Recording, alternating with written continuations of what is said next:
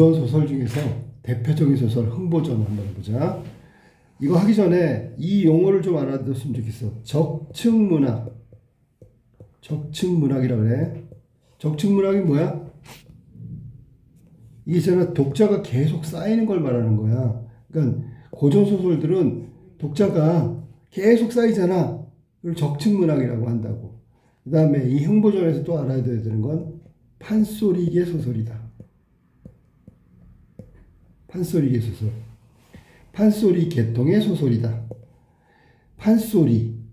노래잖아, 노래. 그러면 얘는 그냥 나온 게 아니라 설화에서 판소리가 나오고, 판소리 다음에 소설 나오고, 그 다음에 신소설로 이어지는 거야. 전통적인 거니까 계보가 있단 말이야.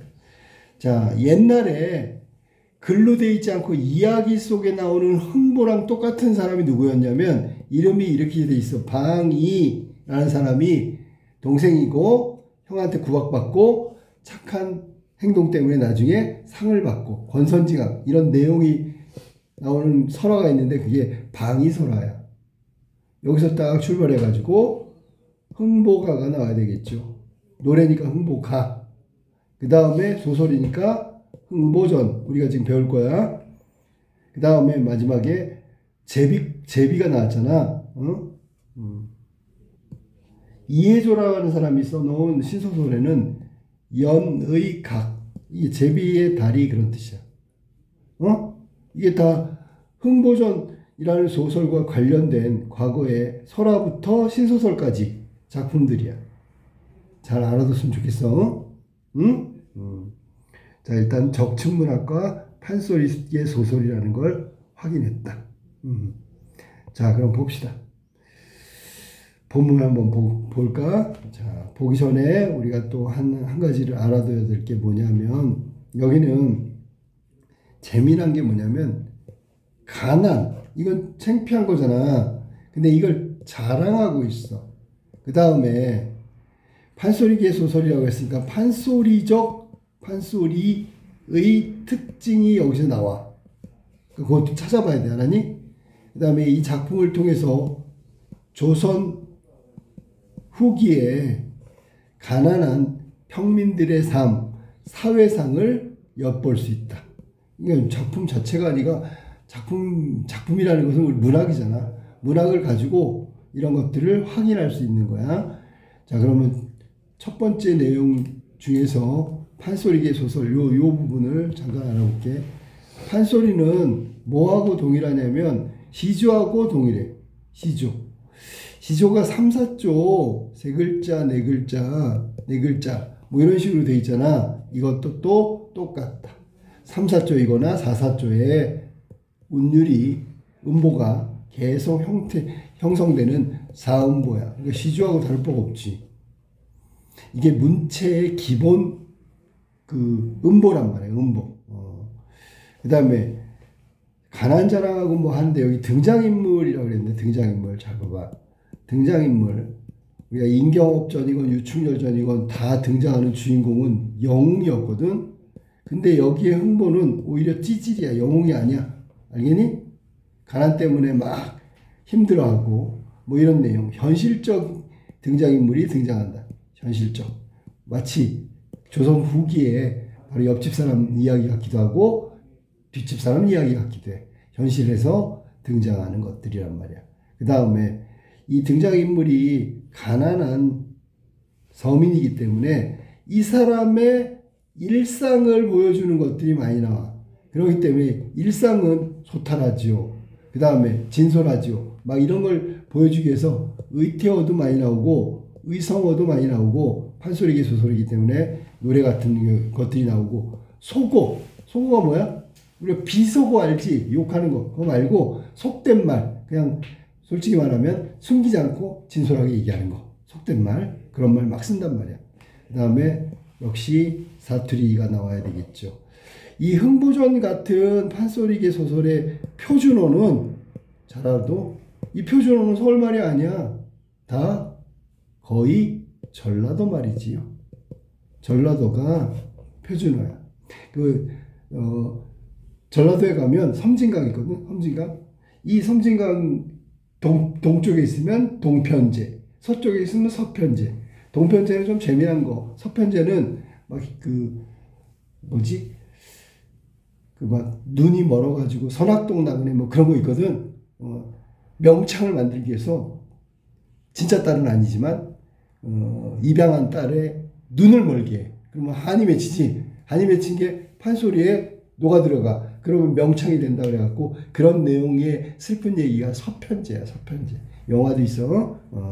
동편제는 좀 즐겁고 경쾌한 얘기를 하면 서편제는 무겁고 슬프고 뭐 그런 내용들이 나오는 게 서편제다. 그래서 판소리 그러면 사실 표준어가 전라도라고 생각하면 돼. 알겠지? 여기도 이제 경상도하고 경상도하고 전라도의 경계쯤에 살았던 흥보 얘기를 하고 있는 겁니다. 당연히 조선 후기에 사회상을 반영하니까 조선 후기가 시대적 배경이고 경상도 전라도 경계 지역이 공간적 배경이라고 보면 됩니다. 알겠지? 자, 그럼 전체 줄거리 한번 볼까?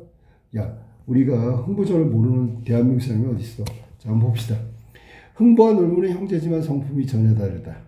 그래서 잘 봐봐. 이렇게 놀부 같은 악인형, 흥보 같은 선인형이 나오지. 그래서 얘네들을 뭐라 그러냐면 전형적 인물이라고 그래. 전형적 인물. 왜 그 고전소설 보면 아까 유충열전 뭐 인경업전 이런 데 보면 영웅이라 했잖아. 그 주인공은 잘생기고 똑똑하고 능력 있고 비범하고 막 이래요. 그런 걸 전형적 인물이라고 하는데 얘도 전형적 인물이라고 볼 수 있어. 다만 놀보는 처음에 악인이었다가 선인으로 바뀌잖아. 그러면 이거는 따로 입체적 인물이라고도 볼 수 있다. 캐릭터 변화가 있으니까 입체적 인물. 여기서 선인은 착한 사람은 흥보고요. 악인은 놀보란 말이야. 심술궂은 놀보는 부유하지만 재산을 다 가져서 그래. 어진 흥보는 가난하다. 그래도 형을 원망하지 않는다. 흥보는 놀보에게 양식을 얻으려 하지만 매만 맞은 채 쫓겨난다. 그거 생각나? 놀보 마누라가 주걱으로 딱 뺨을 때리니까 흥보가 배고파가지고 주걱에 붙은 쌀, 밥알 있잖아. 그걸 막 먹어. 얼마나 가난하고 배고팠으면. 그런 내용 나오지, 그지? 자기 시동생인데 그렇게 막 때리면 안 되겠죠. 환곡을 타러 갔다가, 환곡이 뭐지? 이거 빈민구제하는 제도잖아. 조선시대 때. 춘공기, 그러니까 쌀이 떨어지고 먹을 게 떨어졌을 때 쌀을 빌려주고 수확하면 이자를 쳐서 받는 거야. 갚는 거. 그러니까 쉽게 얘기하면 곡식을 빌리는 거지. 그거 갖다가 매품팔이 이야기를 듣고, 자, 매품팔이가 뭐야? 누구 대신 얻어맞으면 대신 돈 받고 얻어맞는 거지. 그 얘기를 들었어. 오죽하면 굶어 죽을까봐 내가 얻어맞고 돈을 벌어야지. 매품팔이. 그래갖고 병행에 찾아가지만 이마저도 실패한다. 이유는 뭐냐면 집에 와가지고 자기 마누라, 흥보 마누라한테 나 매품 팔러 갈 거야. 그렇게 해서라도 돈을 받으면 아이들, 우리 식구들 배불리 먹을 수 있으니까. 그런 얘기를 했거든. 근데 옆집 사람이 그거 듣고 가서 그 사람이 가서 매품 팔이라고 돈을 먼저 가져간단 말이야. 그러니까 매맞으러 갔더니 벌써 대신 맞고 간 사람이 있어. 그래서 실패한단 말이야. 그러니까 사회상이잖아. 뭐가? 조선후기 사회상이 이렇게 백성들, 평민들이 비참하게 살았다는 얘기를 하고 있는 거야. 자, 그러던 어느 봄날 흥보는 다리가 부러진 제비를 치료해 줬어.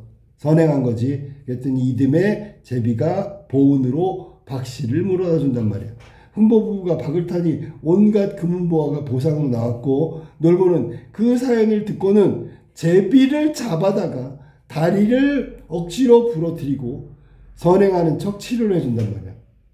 당연히 벌 받아야 되겠지. 놀보 또한 박씨를 얻어가지고 심었는데 박 속에서 온갖 인물들이 오히려 이런 구실 저런 구실 되면 놀보 재산을 다 빼앗아 버린다. 그러니까 이거는 권선징악이죠. 놀보처럼 이렇게 악인은 벌을 받게 되는 거고 선인, 흥보는 상을 받게 되는 거지. 그 얘기가 메시지란 말이야. 여기 교과서 수록 부분은 흥보가 매품팔이 하러 가는 장면이 나온다. 교과서 부분의 내용은 매품팔이 하러 가는 거야. 자, 그러면 본문 이제 슬슬 해볼까? 흥보 맛삭 돈 단량을 받아차고 맛삭이 뭐야? 이제 그거 몇 푼 팔러 가면 말 타고 가야 되거든. 그것도 주시오. 그래갖고 몇 푼 팔이 말고 거기까지 갈 때 말 타고 가는 그 싹스를 달라 그러는 거야. 뭐 보너스 같은 거지, 그지? 얼씨구 즐겁도다. 제 집으로 들어가며 자 맛삭을 생각지도 못했던 맛삭까지 받았단 말이지. 그리고 자기 집에 들어가 가지고 뭐 자기가 이제 돈 벌 수 있으니까. 애기 어멈 개 있는가? 애기 어멈이 누구야? 자기 마누라야. 하나니 문 열고 이것 보시오. 그러면 문 열고 나를 좀 보시오 라고 한 것은 흥보가 오랜만에 가장의 역할을 하는 것에 대한 당당함이란 말이야. 당당함. 내가 이제 돈 벌러 갈 수 있어. 대장부 한 걸음에 30냥이 들어가네. 몇 푼팔이 몇 싹씩 30만 원이라는 얘기야. 미안해. 30냥이라는 얘기야. 단량은 뭐야? 이건 말 타고 하는 거니까 따로 받은 거지. 그치? 흥보 안에 이런 말이 뭐라 하냐면 그 돈은 웬 돈이며 30냥은 또 무슨 돈인가? 흥보 이르는 말이 천기누설. 이건 어느 누구도 들으면 안 돼. 알면 안 돼. 세어나가면 안 되는 아주 비밀 중에 탑 비밀이야. 알아니? 탑 시크릿이야. 천기누설. 말부터 앞세우면 이루어질 일이 없으니까 그 돈으로 양식을 팔아. 이 팔아란 말은 산다는 얘기야. 사서 이런 얘기야. 옛날에 있잖아. 쌀 팔러 간다. 그러면 쌀 사러 간다. 그런 뜻이 알았지? 그래서 그 돈으로 30년 가지고 양식을 사다가 배불리 질끈 먹고 그랬더니 흥보 아내가 하는 말이 이제 벌써 다 먹은 거야.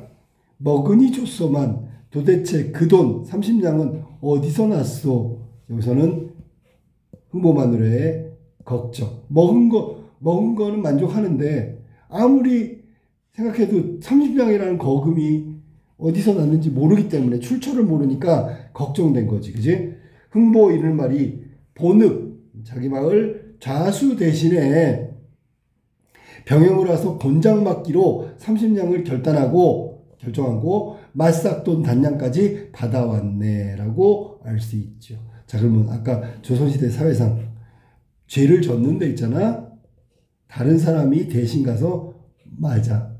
그러니까 돈 있으면 벌도 다른 돈으로 살 수 있는 거야. 그게 사회상이란 말이야. 그러니 지배계층의 일종의 부도덕성을 말하고 있는 거다. 이해됐지? 지배계층의 부도덕성. 자, 30냥 받아가지고 또 단량까지 추가로 받아왔네. 그러니까 지금 그 돈으로다가 양식을 팔아서 지금 먹은 걸세라고 얘기했단 말이야.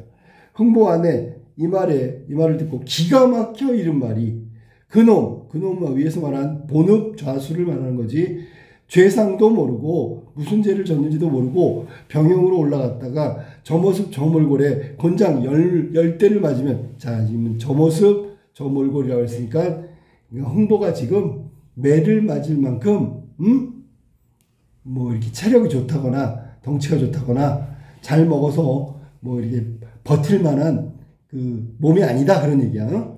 곤장 10대 맞으면 곤장 아래 혼백이 되고 혼백? 죽은 영혼이 된다는 얘기지. 그럼 제발 덕분에 가지마오. 지금 말리고 있는 거란 말이야. 저 모습 저 몰골은 매를 맞은 만큼 튼튼한 모습이 아니라 허약한 모습이라는 뜻이겠지. 그지? 자 그래서 만류하고 있는 거야. 흥보 이런 말이 볼기에 구실이 있나니 볼기짝이 있다는 얘기 알아니? 자기가 맞을 만한 책임이 있다. 당연하지. 돈을 받았잖아 지금. 책임이 있어. 돈을 받았으니까. 마땅히 내가 책임져야 돼. 볼기가 구실이 있단 말이요. 이렇게 됐단 말이지. 자 그렇지. 볼기 구실을 들어보소. 자 봅시다. 이내 몸이 정승되어 평교자에 앉아봐라. 하나 둘 셋 넷 이렇게 되는 거야. 아까 사음보라고 얘기했잖아. 이게 판소리 소설의 특징이란 말이야. 판소리의 흔적이 조금씩 남아있어. 사음보 이게 계속 연속된단 말이지. 사음보 이런 것들이 모두 판소리 소설의 특징을 담고 있는 거다. 독자들에게 환기시키는 거. 자, 내가 내 볼기의 구실을 얘기할게 라고 해서 끌어들인다면 이거는 독자의 관심을 유도한다. 자, 그러면 이제 내용이 궁금해서 잘 들을 거란 말이야. 자, 그리고 여기 보니까 줄줄줄 이야기했지. 이건 판소리의 사설 같은 느낌이야. 사설이 원래 넋두리를 하고 싶은 말 막 하는 거거든. 이제 하는 거 봐봐. 이내 몸이 정승되어 평궤자에 앉아볼까? 육판서 하였으면 초원위에 앉아볼까? 이 말은 정승도 못 되고 육판서도 못 됐단 말이야. 그 다음에 사복시, 여기는 관청의 관청. 사복시 관리였으면, 사복시가 뭐 하는 사람이냐면 궁중에서 말하고 수레를 담당하던 관리야. 사복시 관리를 하였으면 임금이 타는 말에 앉아볼까? 근데 사복시 관리도 아니죠. 팔도 감사하여 선화당에 앉아볼까? 그럼 선화당은 관찰사가 머무는 집이 되겠지, 그지? 이 얘기는 결국 아무것도 못했단 말이야. 뭐 정승도 못하고요. 그 다음에 육판서도 못하고요. 사복시 관리도 못하고요. 팔도 감사도 못했지. 지금 어디 가는 거야? 근데 매맞으러 병영에 가는 거잖아. 관청에. 저런 관리가 안 됐으니까 갈 일이 없단 말이죠. 근데 지금 병영에 간단 말이야. 자, 그 다음에 각급 수령이 되어볼까? 근데 못 됐으니까. 만약에 됐다면 좋은 가마를 탔겠지. 좌수별감 되었다면 향사당에도 앉아볼 텐데. 이 향사당, 선화당 이런 거는 선화당은 팔도감사, 관찰사가 머무는 집이고 관청이지. 향사당은 좌수별감이 그 백성들을 다스리던 장소란 말이야. 그러니까 결론적으로 얘기하면 아무것도 못했어. 이방호장, 작청 좋은 자리. 작청이란 말은 역시 위에서 말한 대로 이방호장이 일을 업무를 보는 관공서를 말하는 거야. 요거 다 관청을 말하는 거야. 그 다음에 소리명창되어 크고 넓은 좋은 집 양반 앞에 앉아볼까? 소리명창도 된 적이 없죠. 풍류골 이것도 아니고요. 기생집도 못 가고 서울 이름날 기생되어 가마 안에 앉아볼까? 이거 지금 전부 다 나열하고 있는데 흥보하고는 아무 관련이 없어. 즉 내가 자랑할 게 하나도 없다. 내가 돼본 게 없다라는 걸 쭉 얘기하는 거야. 많은 돈 벌어 부담마에 앉을까? 많은 돈 벌었으면 부자가 됐겠지. 부담마는 여기는 사람도 타고 말도 사람도 타고 그다음 농 알지? 장농 이런 것들도 태우고 싣고 가는 말을 말해요. 운반하는 것을 말하는 거야. 쓸데없이 이내볼기 놀려 무엇한단 말인가? 이내볼기 놀려서 놀린다는 건 그냥 둬서 뭐한 아무짝에도 쓸모없다. 매품이나 팔아먹세. 그러면 볼기의 기능은 매품팔이용이다 라고 마무리를 짓고 있는 거야. 그러니까 지금 흥보 얘기는 무슨 얘기냐면 자기는 정승이 된 적도 없고 육판서도 지내지 않았고 사복시 관리도 아니고 팔도감사 좌수별감 이런 거 한 적도 없어. 가급 수령도 못했고 이방호장도 못했어. 소리명창 이런 것도 아니고 풍류골도 아니야. 서울의 이름난 기생도 아니고 많은 돈을 번 적도 없고. 그러니까 한 번도 제대로 자기가 하고 싶은 걸 한 적도 없단 말이야. 결국 마지막에 할 일은 매품 파는 것밖에 없네요 라고 얘기하고 있단 말이야. 그래서 내 볼기는 바로 매품 파는 거다 라고 이야기하고 있다. 알겠지? 지금 자기가 매품 팔러 가는 걸 정당화시키고 매품 팔러 가는 걸 자랑스럽게 이야기하고 있는 거야. 자, 흥보 자식들을 벌떼같이 나앉으며 벌떼같이 개떼처럼 모였어. 아버지의 말씀을 들으니 호사가 끔찍하다. 마치 있잖아.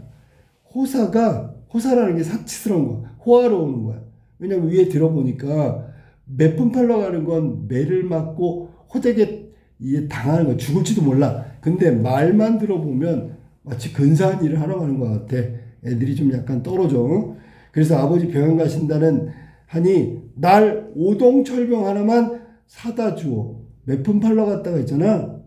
죽을 수도 있는데 선물 사다 달래. 오동철병. 오동나무. 철로 된 병. 그러면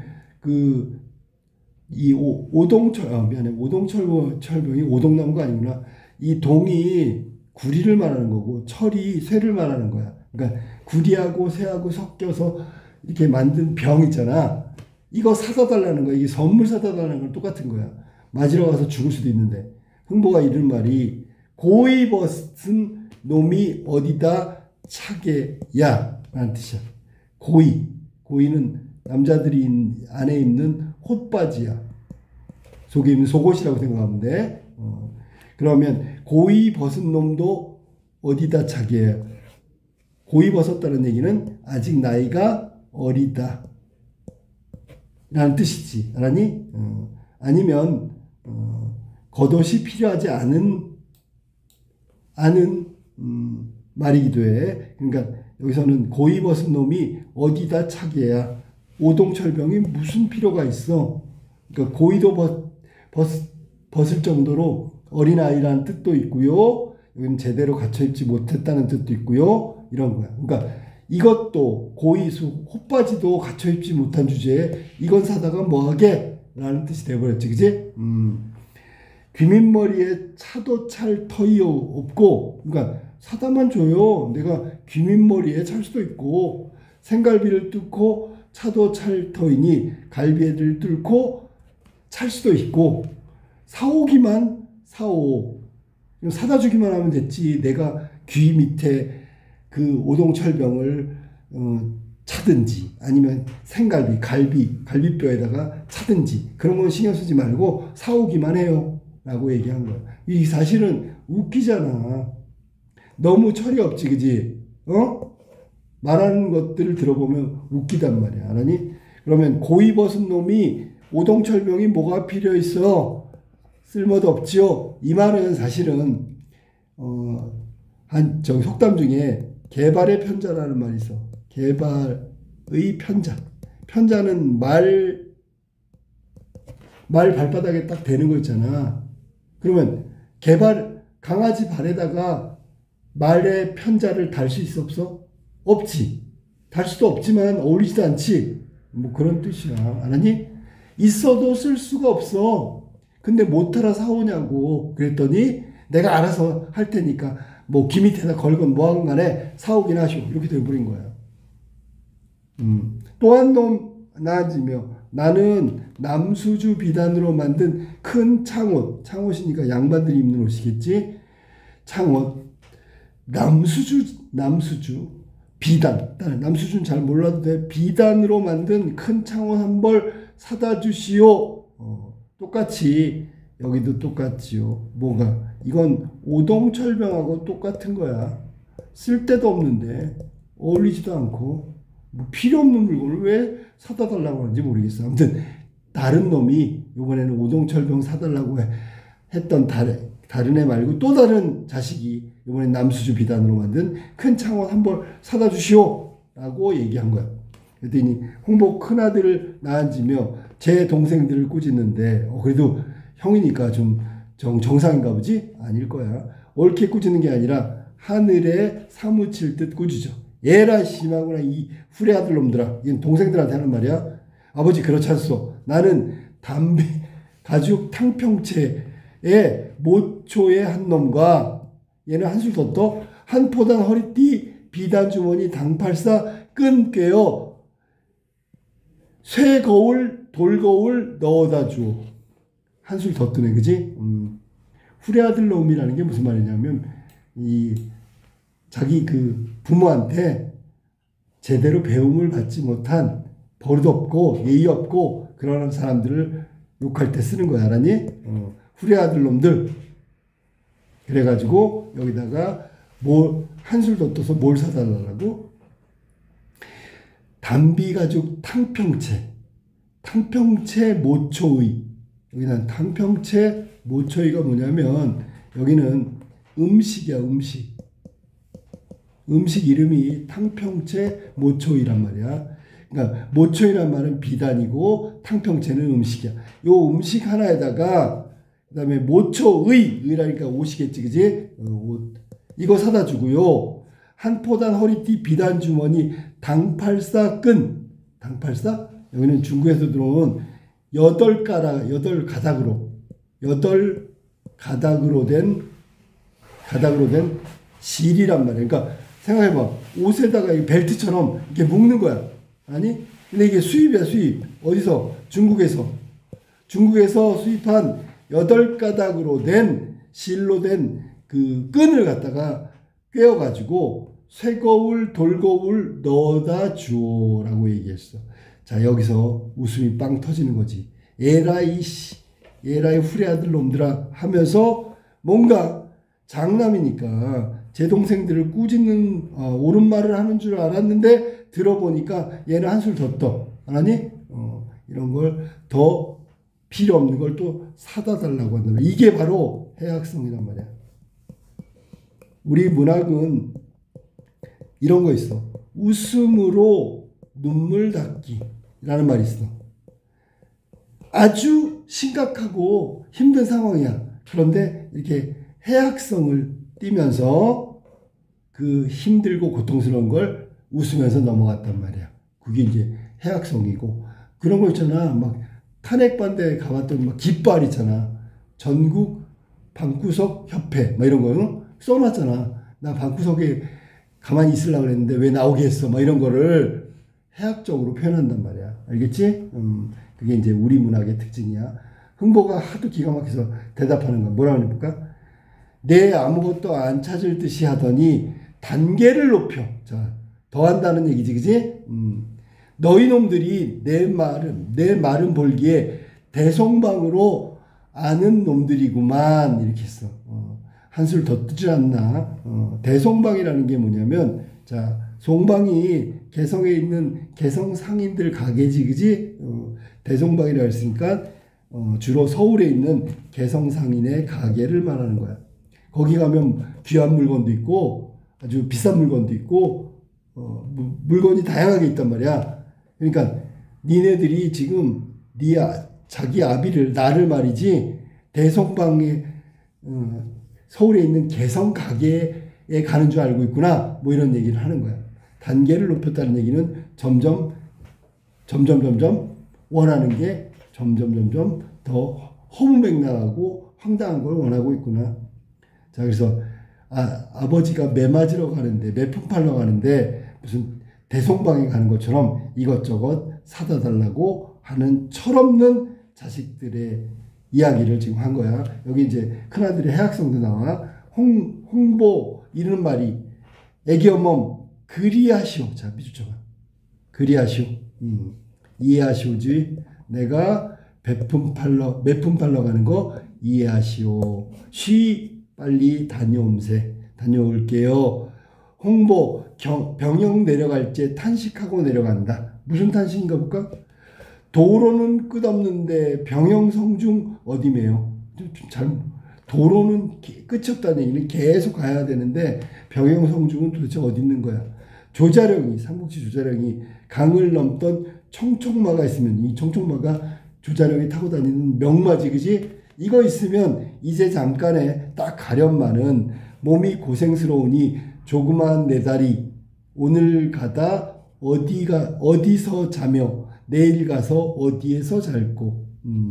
지금 매품 팔러 가는 과정이 아주 멀다 길다. 그 다음에 제갈공명이 쓰던 축지법을 배웠으면 이제로 지금 가련마는 금방 가겠지만 몇 밤 자고 간단 말인가. 그래서 매품 팔러 가는 길이 멀다. 한참 가야 된다. 뭐 이런 얘기를 하고 있는 거야. 여러 달 만에 며칠을 걸어서 간 거지, 그지? 여러 날 만에 병영에 도착하니 영문도, 병영문도, 문이잖아. 병영의 대문이지. 병영문이야. 대문짝이잖아. 이 문짝 자체가 엄숙하고 위압적이란 얘기지. 그 다음에 권위적이란 얘기지. 엄숙하다는 얘기는 병영의 문조차 엄숙하고 위압적이다. 눌리는 거지, 그 분위기에. 쳐다보니 대장이 지휘하는 깃발이요. 대장 깃발이 있고요. 내려다보니 순시하는 깃발이로다. 그러니까 병영의 꼭대기에 있는 깃발은 대장이고 밑에 보니까 순시라는 게 순번대로 돌아가면서 이렇게 병영을 지키는 거지, 그지? 그 다음에 도군뇌 여기서는 군대 가면 군대 감옥이라고 생각하면 돼. 칠해보소. 그 다음에 산짐승 털번거지 남일광단. 남일광단은 남일은 남빛, 일광이라는 얘기는 햇빛. 자, 그러면 남색 햇빛이 되겠지, 그지? 남빛 바탕에, 아, 이거 깃발이구나. 그러니까 남빛 바탕에 있잖아, 일광, 햇살 무늬 뭐 이런 것들이 그려져 있는, 그치, 단이지, 그지? 그러니까 이게 병용이라는 게 관청이란 말이야. 가봤던 있잖아, 병영문도 와, 위압적이고 권위적이고 엄숙해. 기가 팍 눌렸는데 그 위에 깃발, 대장 깃발도 있고 순시하는 순시 깃발도 있고, 그 다음에 병영에 그 군인들 가둬놓는 감옥을 보니까 오, 위압적이지, 무섭지, 그지? 산짐승 털번거지에 뭐라고 써있냐면 깃발이 하나, 기단이 하나 있는데 이게 남일, 남색 바탕에 해무늬, 햇살무늬, 해가 그려져 있는 거야. 그래서 비단으로 돼 있으니까 깃발이네, 이것도. 자, 깃발 몇 개 나왔어? 3개 나왔어. 장군기, 그 다음에 순시기, 남일광단, 도래군 깃발, 도군내, 미안해. 그 다음에 갓근고리, 밀화귀 따은 궁초로 만든 갓근을 잡아매고, 궁초라는 게 일종의, 이것도 옷감이죠. 그러니까 비단인데, 비단 일종인데, 갓근에 잡아매고, 관디 협수 군복띠를 배에 눌러매고. 이거 누구 말하는 거야? 지금 도군내 앞에 있는 그걸 지키는 군인의 모습이야. 알았어? 갓근고리 밀화기 따은 궁초로 만든 갓근을 잡아매고, 그 다음에 관디 협수 군복에 띠를 둘렀어, 배에다가. 그 다음에 날랠 용자를 가슴에다 딱 붙이고 있는 거야. 겁나 안 겁나? 겁나죠. 자, 그래서 여기는 지금 가봤더니 그 병영의 분위기가 되게 엄숙하고 막 권위적이고 분위기에 눌려있단 말이야. 알았어? 도군뇌의 군인의 모습을 이야기한 부분이 바로 이 부분이다. 날랠 용자까지 써있어. 됐죠? 자, 그러면 이 칠해는 도군내 칠해보소. 이 칠해가 바로 밑에 있는 게 칠해지요. 그러니까 이 칠해라는 말이 원래 무슨 뜻이냐면 잘 관리하고 잘 손질하는 거야. 그러니까 이 도군내 군사들이 잘 모습이 있잖아. 잘 손질한 그런 모습이야. 단정한 모습이라는 얘기야. 그런데 이 모습은 흥보에게는 굉장히 위압적이었을 거야. 흥보 앞에 썩 나서며 뭐라 하냐, 흥보한테 얘라 이놈 걔 안거라. 흥보 속마음, 내가 분명히 저승에 들어왔나 보다. 저승사자를 만난 기분이야. 당연히 두려워서 그렇겠지.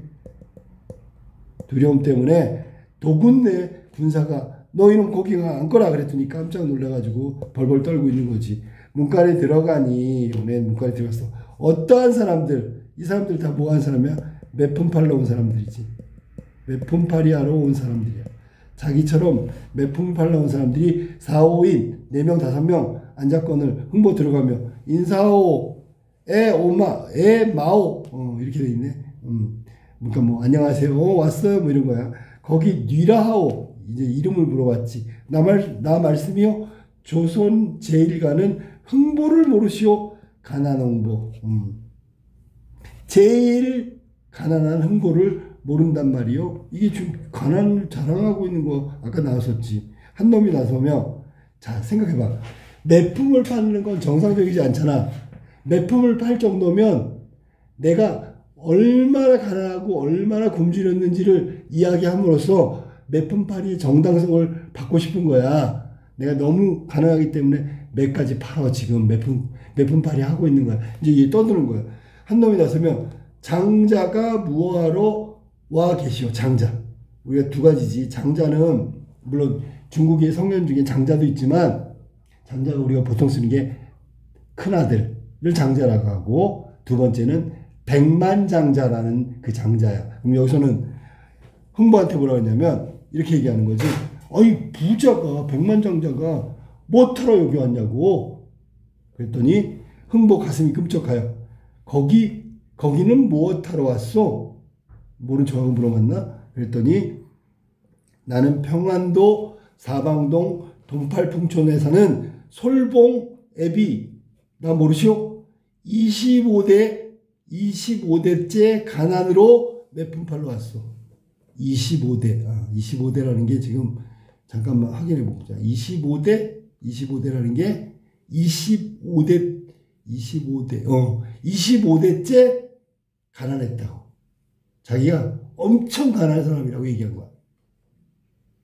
그러니까 나는 매품을 팔 수밖에 없지. 그래서 매품 팔러 왔어. 그랬더니 또 한 놈이 나는 경상도 문경 땅에 제일 가난으로 46대 호적 없이 남의 겹방살이로 내려오는 김딱지기요. 이놈이 김딱지기네. 점점 점이 가경이지, 그지? 알았니? 김솔봉이 뭐라 그랬어? 난 25대째 가난한 사람이야. 그랬더니 나는 46대가 가난한 사람이야. 겹방살이랜데. 자기 집도 없어. 김딱지기 누구한테? 솔봉애비한테 야, 나는 46대가 가난해. 이렇게 얘기한 거야. 서로 가난 자랑하고 있는 거지, 그지? 이거 웃겨 안 웃겨? 웃기지. 사실 웃기지. 매품 팔러 왔는데 자기가 가난하다고, 내가 더 가난하다고 가난 자랑하고 있는 거야. 그랬더니 또 한 놈이 나앉으며 이번 매품은 먼저 온 순서로 들어간다 하니 그리하옵세. 됐어? 그러면 처음에는 가난한 사람이 매품을 팔러 왔던데 이번에는 온 순서대로 매품팔이가 변경된 거야. 저분 언제 갔어? 이제 온 순서를 따지는 거지. 나온 지는 지난 장날 아침밥 먹기 전에 그 동틀 때 왔어. 야, 지난 장날 아침밥 먹기 전 동틀 때 왔어. 일찍 왔다고. 아주 온 지가 오래됐다고. 알았니? 그래야 자기가 매품을 팔 거 아니야. 왜냐면 매품팔이 기준이 가난한 게 아니라 먼저 온 순서대로 바뀌었잖아, 지금 화제가. 그러니까 나는 진짜 일찍 왔거든. 지난 장날 아침밥 먹기 전에 해가 뜨기도 전에 왔어. 근데 한 놈이 앉으면서 나 온 지가 20여일이라도 생나무 곤장 한 대 맞아본 내 아들놈 없어. 또 이거 뭐야? 그러니까 자기가 더 일찍 왔다라는 얘기를 하는 거지, 그지? 20여일이라도 생나무 곤장 한 대 맞아본 내 아들놈이 없어. 그러니까 아직 나는 한 대도 안 맞았으니까 내가 맞아야 되겠다. 흥보 이런 말이 그리 말고 서로 가난한 자랑 여태까지 한 게 아무래도 제일 가난한 사람이 매품을 팔아야 될 것 같습니다. 그랬더니 그 말이 옳다고 저분 가난이 어떠하오. 그랬더니 흥보가 이제 떠들겠지요. 내 가난 들어보소. 집이라도 들어가면 사방 어디로도 들어갈 작은 곳이 없어. 이 대문도 없잖아. 문도 없다고. 문도. 내가 가난이 얼마나 가난하냐면 어디 들어갈 문도 없어. 닫은 벼룩 쪼그려 앉을 데도 없고. 닫다는 얘기는 도움 닫기 하는 그 닫다야. 막 뛰어다니고 이동하는 걸 말하는 거지. 그럼 벼룩이 툭툭 튀어다닌단 말이야. 얘네들이 쪼그려 앉을 데도 없대. 당연히 이건 과장과 해악이지. 아니 벼룩 있잖아. 벼룩이 요만한데 걔 다리를 쭈그릴 수 있는 공간마저 없대. 얼마나 집이 작으면. 대문도 없고요. 삼순구식. 삼순이란 말은 순이라는 게 열흘을 말하는 거니까 30일을 말하는 거고 9끼니 먹는다. 먹을 게 없어가지고 30일 동안에 9끼니밖에 못 먹어. 먹어본 내 아들이 없어. 그래서 과장하고 가난을 자랑하고 있는 거랑 비슷하다고. 그렇지. 왜냐면 가난한 대로 매품팔이를 하니까. 됐지? 몹시 가난하다는 걸 이야기한 거야. 그랬더니 한 놈이 나앉으며 내가 보기에는 되게 풍족하게 먹고 살 수 있겠네?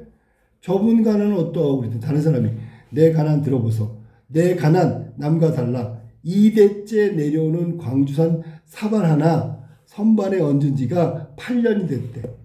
광주, 여기서 광주는 경기도 광주, 도자기 이천 거기야. 광주에서 생산한 물건인데 사발 하나가 없어. 얹은 게 8년이 돼. 그러면 사발 하나 갖고 8년 썼다는 얘기잖아. 이해됐어? 그리고 이 얘기는 사발을 얹은 지가 8년이라 했잖아. 내린 적이 없어. 그럼 8년 동안 사발에 담을 음식이 없었다는 얘기야. 아주 가난하다는 얘기지. 배틀하는 거지. 가난 배틀. 여러 날 내려오지 못하고 아침 저녁으로 눈물만 뚝뚝 찢고 부엌에 노랑지가 밥알을 주우려 다니다가 다리에 가래톳이 서서 종기 터뜨리고 들어놓은 지가 석 달이 되었어. 밥알을 있잖아. 뭐냐면 노랑쥐가 쥐새끼가 밥알 먹으려고 다니다가 다리에 가래톳이 서가지고 종기 터뜨리고 누운 지가 석 달 됐다. 이것도 과장이지. 쥐가 와가지고 밥알 먹으려고 했는데 석 달 동안 아무것도 못 먹었다. 내 가난이 최고다. 과장해서 얘기하는 거지. 좌우 들으신 바 내 신세가 어떠오. 내가 제일 가난하지요. 이렇게 얘기한 거지. 김딱지기 썩 앉으면 거기는 참 나한테 비교하면 백만장자 부자인 것 같소. 내 가난 한번 들어보. 조그만 한 칸 초막 발 뻗을 길이 전혀 없고 발도 못 뻗어. 우리 아내와 나와 둘이 앉고 누워있으면 내 상투는 울타리 바깥으로 우뚝 나가고 우리 아내 궁둥이는 담 밖으로 알궁둥이를 보이니. 그럼 둘이 누우면 벌써 집이 얼마나 조그만지. 이것도 과장인데 해학적이지, 그지? 그러니까 이렇게 조그만 집에서 살고 있다. 동네에서 손바꼭질하는 아이들이 우리 아내 궁둥이를 치는 소리 4월 8일 관등다는 소리 같고요. 관등이 초파일날 이게 드는 거 있지. 자, 관등다는 소리 같고요. 그 다음에 집에 연기가 나지 않은 지가 3년째요. 집에 연기는 뭐야? 밥해 먹는 연기야. 먹을 거 끓여 먹는 연기거든. 3년 동안 그럼 끓여 먹지도 못했다는 얘기잖아. 좌우에 들으신 바 내 신세, 내 가난 어떻소? 내가 제일 가난하지 않소? 아무 목득의 아들놈도 못 팔아갈 것이니. 자, 여기 지금 나와 있네. 아무 목득의 아들놈도 못 팔아간다. 목득은 이름이지. 여기서는 뭐 귀신 이름이야. 목득의 아들놈도 못 팔아간다. 누구도 매품팔이 할 수가 매품팔이 목득의 아들놈이라도 못 팔아갈 것이니. 그러니까 매품을 팔 수 없다. 나는 그러니까 내가 제일 가난하다는 얘기를 지금 김딱지기 하고 있는 거야. 점점 가난이 심각해지고 있지, 그지? 점점 더 가난하다는 얘기를 했지. 자, 그런 다음에 이놈 아주 거기서 개정을 먹더니라. 개정은 불평불만 그런 것들을 말하는 거. 불평불만하는 말과 행동.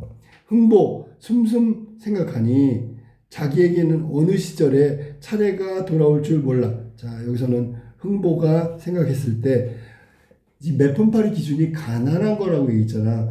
앞 사람 얘기를 다 들어보니까 진짜 나보다 훨씬 더 가난한 거야. 그럼 순서대로 하면 내 차례가 아직 멀었어. 오지 않을 수도 있어. 걱정하는 거지. 동무님, 내 매품팔이 잘 팔아가지고 가오. 나는 돌아가오. 그럼 무슨 얘기야 이건 지금? 결국은 여기서 이놈 여기 잘 봐봐.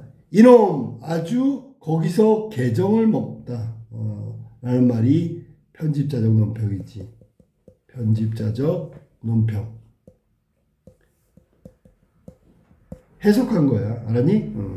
개정 먹었다는 얘기는 불평불만으로 떠드는 건데 흥보가 뭐라 했냐면 동무님 내 매품 잘 팔아가지고 가오. 나는 가난인을 기준으로 하면 내 차례가 올 것 같지가 않아. 그러니까 나는 매품 안 팔고 갈 테니까 당신들 매품 팔고 가시오 라고 이야기하면서 포기하는 거란 말이야.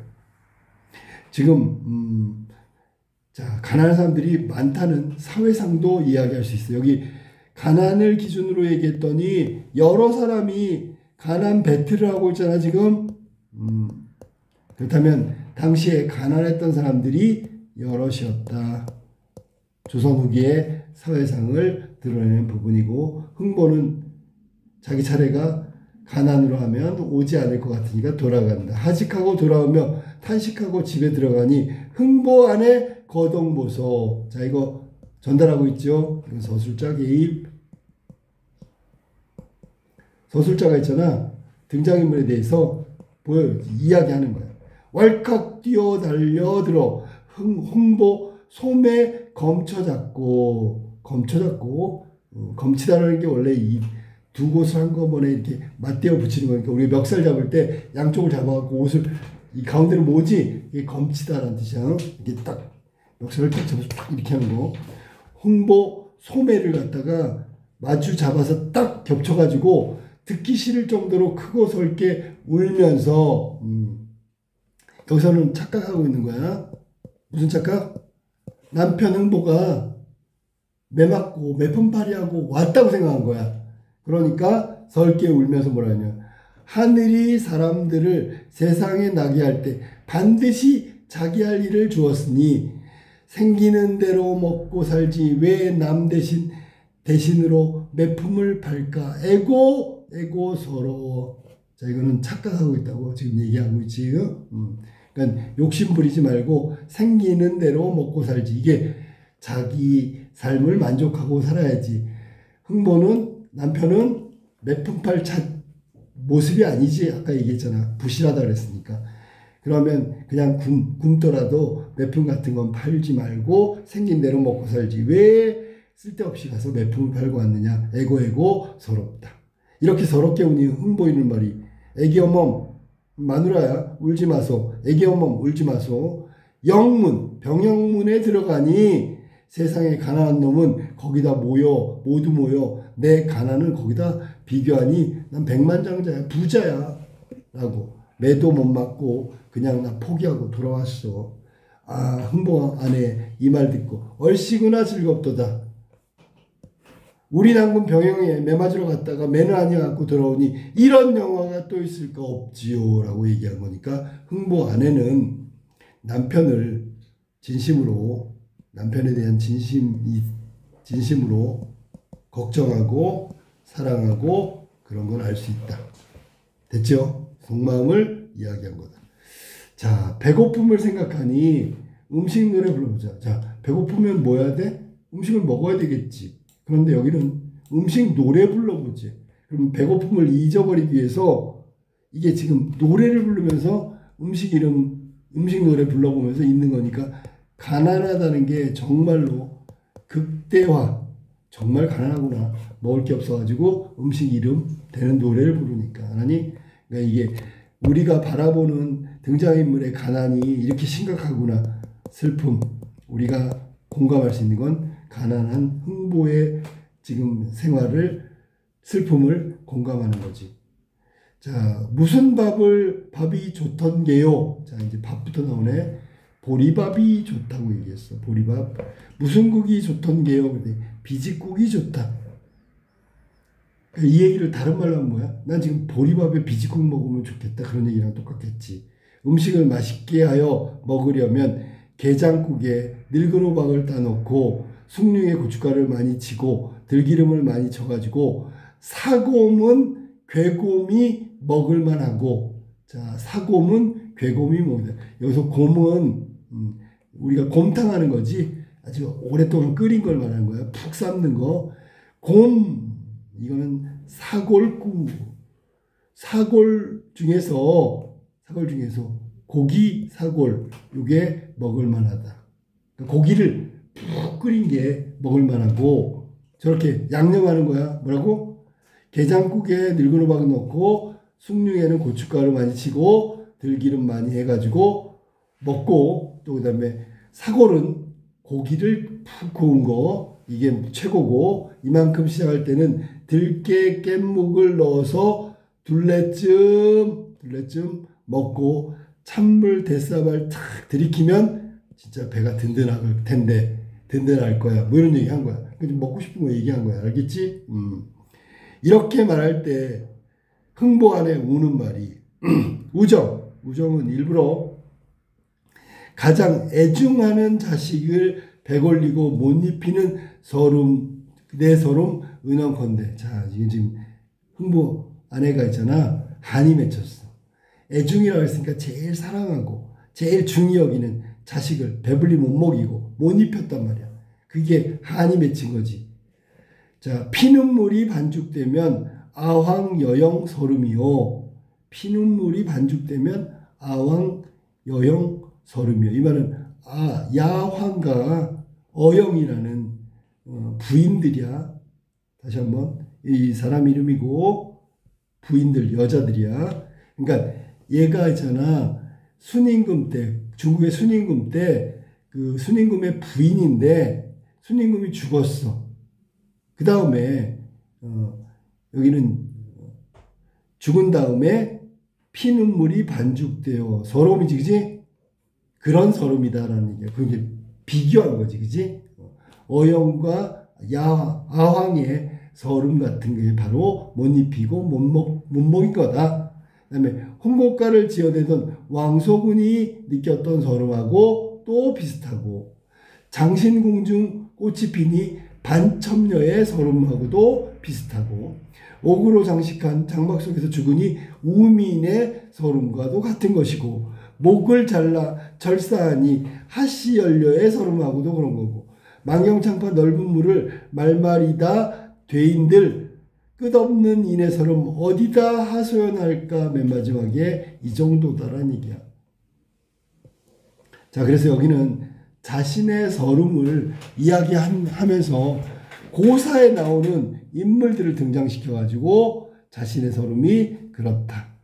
아황여영, 왕소군, 반첩녀, 우미인, 고사 속의 인물들이야. 하시연료 모두 서러움 슬픔인데, 자기가 사랑하는 자식을 배골리고 못 입힌 서름이 이런 서름들하고 비교했을 때 비슷하다 혹은 더 크다 뭐 이런 얘기를 하는 거야. 그만큼 서럽다는 얘기지. 그러니까 자식을 배골리고 못 입히는 서러움은 아주 뭐랄까 여기 나온 고사 속의 인물들의 서러움 슬픔처럼 아주 심각하다고 그런 얘기야.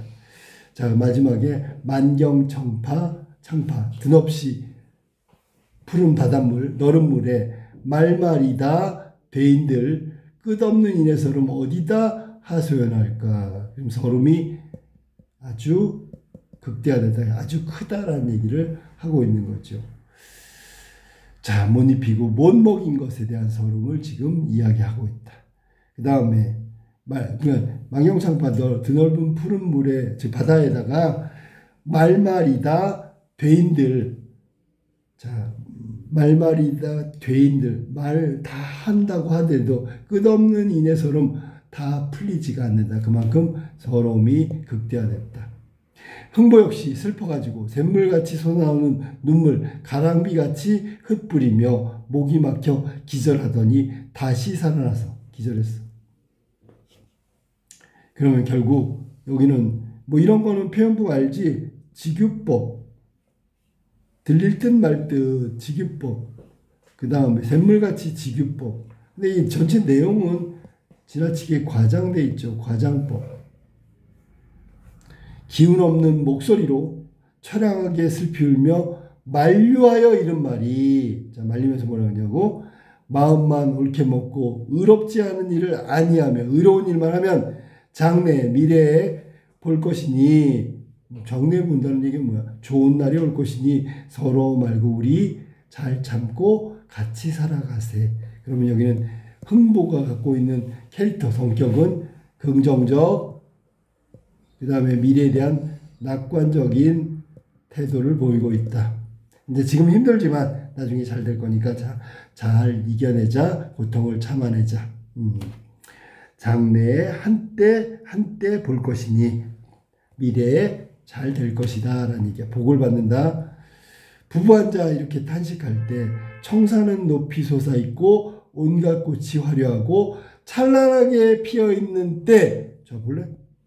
이거 좋은 거야 나쁜 거야? 맞죠? 좋은 거잖아. 이걸 뭐라고 하냐면 이거 배경이야. 배경하고 정서하고의 관계인데, 배경이 긍정이기 때문에 정서, 여기서는 탄식하고 있잖아. 슬픔이겠지, 그지? 슬픔의 극대화. 이게 정반대이기 때문에 생각해봐. 지금 슬퍼하고 있는데 바깥의 모습이 너무 아름답고 쾌청해. 그러니까 더 상대적으로 더 슬퍼진다. 그런 얘기야. 알겠지? 대조라고 하면 되겠네. 여기 등장인물 흥부 부부의 정서, 슬픔과 반대되게 배경은 아주 아름답고 아주 상쾌하고 자, 접덩두견 꾀꼬리는 때를 찾아 슬피우니. 이거 봐봐. 얘는 또 슬피 울어주잖아. 이거는 똑같이 심화시키는 거야. 이해됐어? 무슨 말인지? 이것도 슬픔이니까 슬픔을 극대화시키는 거지. 이거는 좋아서 대조적으로, 이것은 비슷해서 더 슬픔을 극대화시킨다고. 누가 아니 슬프겠는가? 이거 갑자기 누구 등장했어? 서술자 개입이지. 지금 현재 상황을 해석평가 결론 내리고 있는 서술자 개입에 해당되는 부분. 누가 아니 슬퍼하리, 전부 다 슬퍼한다.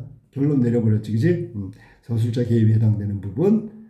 지금 흥부 부부의 탄식, 이 광경을 보면서 해석했단 말이야. 아무나 누구나 봐도 다 슬퍼할 거다. 이런 얘기를 했어. 자, 그 다음에 여기서 끝인가? 끝이구나. 그래서 그 매품 팔러 갔다 매품을 팔지 못하고 돌아온 흥부. 그리고 여기서는 지금 가난한 삶에 대해서 부부가 탄식하면서 슬퍼하고 있는 거다. 자, 그러면 시험 문제에 나올 만한 거 잠깐 정리 한번 해볼까? 이 흥보전은 아까 적층문학과 그 다음에 전지적 작가 시점과 이런 거는 다 알고 있는 거니까 적층문학, 독자가 점점 시간이 지나면 쌓인다는 뜻이고, 판소리계 소설이고, 그래서 3, 4, 4, 4조의 사음보가 연속적으로 일어나고 있다.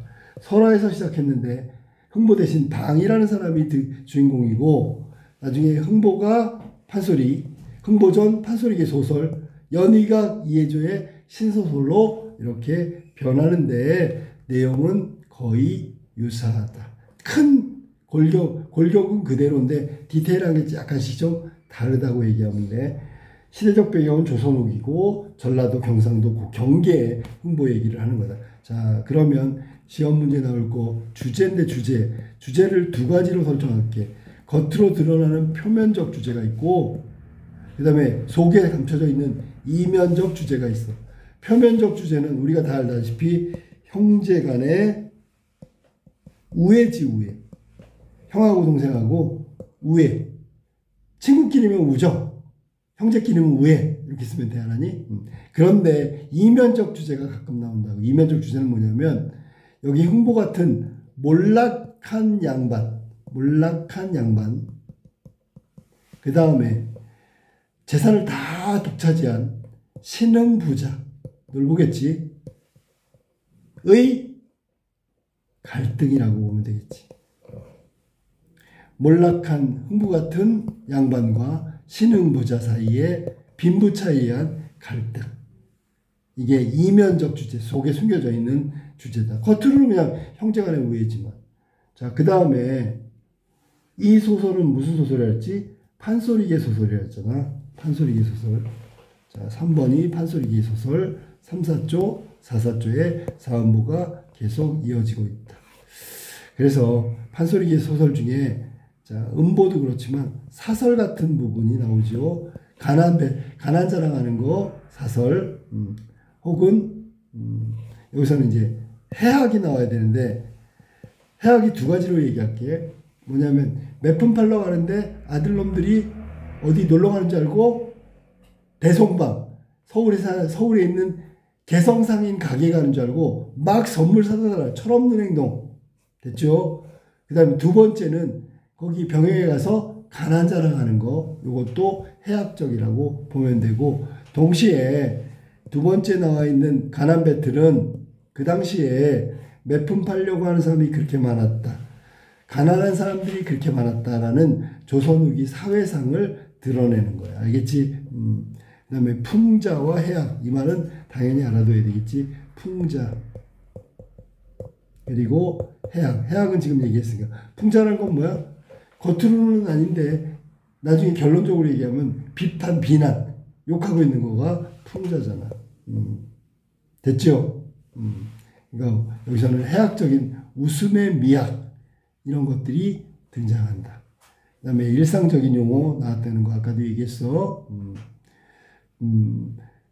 자, 그럼 좀 약간 디테일하게 한번 해볼게. 뭐냐면 조선 후기의 상황을 한번 볼게. 조선 후기. 첫 번째. 자, 본읍좌수처럼 돈을 가지고 죄를 대신했어. 이거는 물질주의라고 하는 거야. 물질만능주의, 배금주의, 뭐 이런 거. 이게 가능했다. 그러니까 돈이면 다 돼. 죄를 지어도 벌 받는 것도 돈 주고 다른 사람이 받으면 돼. 이게 그 당시의 사회상의 모습이라고. 두 번째는 매품팔이가 두 번째겠지. 매품팔이, 매를 대신 맞고 생계를 이어가는 사람들이 많았다는 게 조선시대 때 사회상이라고. 세 번째 사회상은 뭐냐면, 자, 죄를 지은 본업자수 같은 사람, 죄를 짓고 형벌을 대신했으니까 형벌을 결론적으로 받지 않는 사람들이 있었다. 됐죠? 자, 그 다음에 네 번째, 여기 흥보처럼 양반이지만 몰락해서 가난하게 살아가는 가난한 사람들이 존재했구나. 흥보를 통해서 알 수 있다. 양반 몰락으로 가난하게 살아가는 양반이 있었구나. 당시 사회상을 얘기한다. 그래서 네 가지는 이 내용을 통해서 조선 후기 사회상을 우리가 짐작할 수 있는 것들이다. 이렇게 알면 돼. 그 다음에 우리가 여기서 제일 웃음이 나와 있는 부분이 뭐냐면 아까 김탁지도 나왔지만 끝없이 자기의 가난을 자랑하고 있는 가난 배틀. 요게 좀 재미난 부분이지, 그지? 사발을 8년 동안 엎어놨다. 그러면 8년 동안 음식을 담은 적이 없다. 뭐 이런 얘기하고 그랬더니 그러면 나한테 비하면 백만장자, 장자네, 부자네. 자, 우리 집은 부부가 누우면 내 상투는 바깥으로 나가고 아내는 궁둥이가 밖으로 나가. 그 정도로 좁은 집, 문도 없어. 그렇게 얘기하는 부분. 이 가난을 진짜 가난에 대한 배틀은 과장했어. 다시 한번 얘기하는데 과장했고요. 그다음에 이걸 듣거나 본 사람들은 웃겨. 해학적이라고.